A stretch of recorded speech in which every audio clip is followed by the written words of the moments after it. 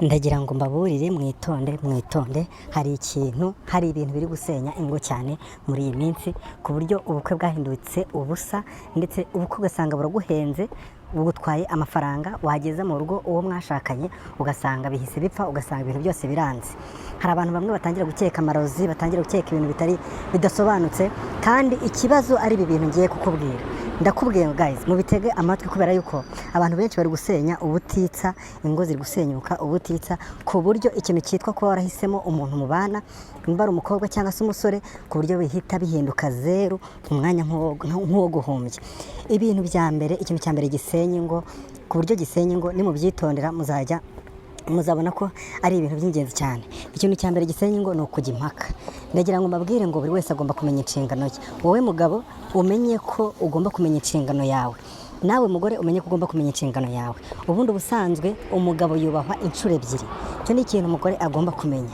Hanyuma nanone umugore agakundwa inshuro zirenze imwe, inshuro ebyiri. Ni ukuvuga ngo hari icyiciro cya mbere hari n'icyiciro cya kabiri. Byumvikana ngo umugore agomba kubahwa agakundwa inshuro ebyiri, umugabo nawe akubaha inshuro ya mbere akubahwa n'inshuro ya kabiri. Ibyo ni ibintu umuntu buri wese agomba kumenya.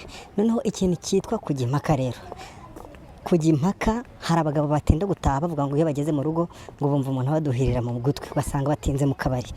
Iki kintu ndagira ngo mbabwire umudamu wese waba ukora kino kintu, nimba umugabo ageze mu rugo muhituze umubaze uko yiriwe, umubaze amakuru y'uko byagenze, uko umunsi wagenze, hanyuma niba ngombwa ntumwakirize ibibazo, uzabimubwire nk'ejo. Ni byiza kumenya umwanya wa buri w'ikintu, kubera ko umugabo niba atahanye stress ntabwo ari umwanya wo kumubwira ibibazo, ntabwo ari umwanya wo kumubwira amafuti ye, ntabwo ari umwanya wo kumubwira aho yibeshye.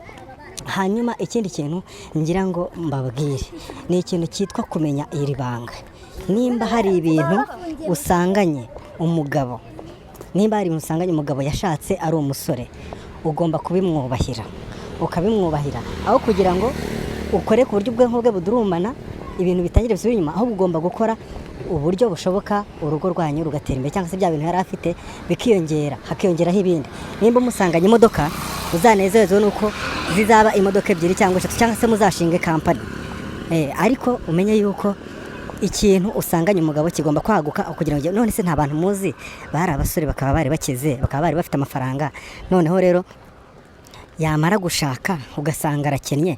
Nimba yari afite imodoka ugasanga nta n'igare asigaranye, nimba yari afite inzu ugasanga bahise babaho mu buzima burabagoye, bahise batangira gukodesha. Ntabwo biriya bintu byizana, ahubwo hari inkomoko yabyo. Inkomoko ni iyi: wowe mugore reba nimba waraje uje kuba umugisha mu rugo rw'umugabo wawe, nimba uje ngo mwubake, reba nimba ese uri umugisha mu rugo rwe, uzanye umugisha mu rugo rwe. Ibi ni ibintu mugomba gutekerezaho. Nimba uri umukobwa ukaba waramagijwe n'umugabo, za witeguye kumugisha mu rugo rw'umusore. Nimba hari ibintu yaratunze, nimba yari afite inzu, mugire amazi 2, mugire amazi 3, mugire ibibanza, ubutunzi bwaguke, aho ngaho uzaba uje uri umugisha. Burya hari abantu bajya bavuga ngo urugo ntabwo rwampiriye, ngo umugore nashatse ngo yanteye umwaku, ngo yatumye ntera inyuma, ngo yatumye ibintu byose bihomba. Nta muntu n'umwe utera umwaku ubaho, ahubwo ibintu byose bipfira muri komunikasiyo. Ni ukuvuga ngo ikintu gisabwa rero, birasabwa ko mwirinda kuvugiranamo, mwirinde kujyana impaka. Nimba umugabo atsimaraye ku kintu, umugore menya ko uje kuba icyuzuzo cy'umugabo wawe, ugomba kumuha ibitekerezo, ariko ntabwo waje kumugisha impaka. Nawe mugabo menya yuko umugore wawe aje gukubera icyuzuzo, hari ibitekerezo bya byose azaguha by'ingenzi, ugomba kubyubaha, ukabimwubahira, ukamutega amatwi, kabone n'ubwo wabuze ko utari bubyemere, ukamenya ko ibitekerezo bye bifite agaciro, kubera ko ni umuntu, ni icyuzuzo cyakujemo kandi wamuzanye umukunze, wamuzanye ugira ngo wishime. Hanyuma rero buri wese namenye ibi bintu, urugo rwanyu ruzakomera. Kandi ikindi kimenyero mbabwire, mureke kwiha rubanda. Hari igihe bamwe mu bashakanye usanga bagize ibibazo, bagatangira ugasanga uhuye n'umuntu urugo rwananiye, nawe utangiye kumutekerereza ibyawe, akaguteza umurindi wo gusenya urugo rwawe. Iki kintu ndagira ngo nacyo mukirinde. Amabanga y'urugo ntabwo ashyirwa hanze. amabanga y'urugo ntagashyirwa hanze. Iyo ushyize amabanga y'urugo hanze uba wishyize hanze, uwo mwashakanye uba umushyize hanze. Kubera iki? Hari igihe mwongera mukiyunga mukaba inshuti, agakerebuka akamenya ubwenge. Rero iyo akerebutse akamenya ubwenge kandi mwaramaze kwishyira hanze, abantu bareba urukundo mufitanye bakabona muri indyarya, bakabona murimo muraryaryana. Rero iki kintu nacyo ndagira ngo mugitekerezeho. Reka rero mbareke mukore subscribe, like, share, comment, naho mu kiganiro gikurikira.